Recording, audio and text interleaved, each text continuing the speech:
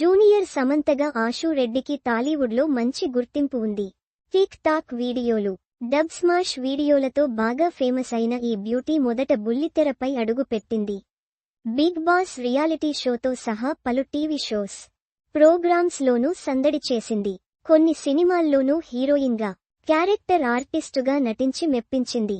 ప్రస్తుతం సినిమాల్లో నటిస్తూనే యాంకర్గా TV shows, ప్రోగ్రామ్స్తో బిజీగా ఉంటోంది. ఈ క్రమంలోనే ఆసుపత్రి పాలైంది. అయితే దృఢ సంకల్పంతో తిరిగి కోలుకున్న ఈ బ్యూటీ ఇప్పుడు ప్రత్యేక పూజలు చేస్తూ కనిపించింది. ఆశూ రెడ్డికి దైవ చింతన కాస్త ఎక్కువే. గతంలో పలు ప్రముఖ దేవాలయాలను సందర్శించుకుంది అందాల తార.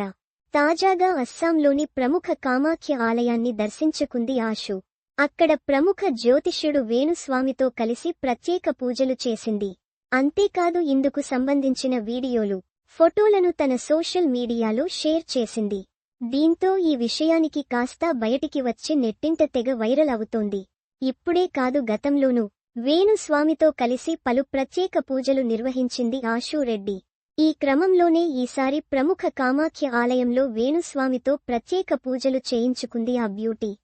అయితే సెలబ్రిటీలకు జాతకాలు చూసే వేణుస్వామి, వారికి ఏమైనా దోషాలు ఉన్నట్లయితే పరిహారంగా ఇలాంటి పూజలు నిర్వహిస్తుంటాడు.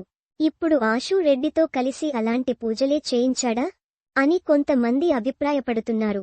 ఇదే విషయాన్ని నెట్టింట పోస్టులు రూపంలో కన్వే చేస్తున్నారు. మరిన్ని వీడియోల కోసం ఇక్కడ క్లిక్ చేయండి. Also watch.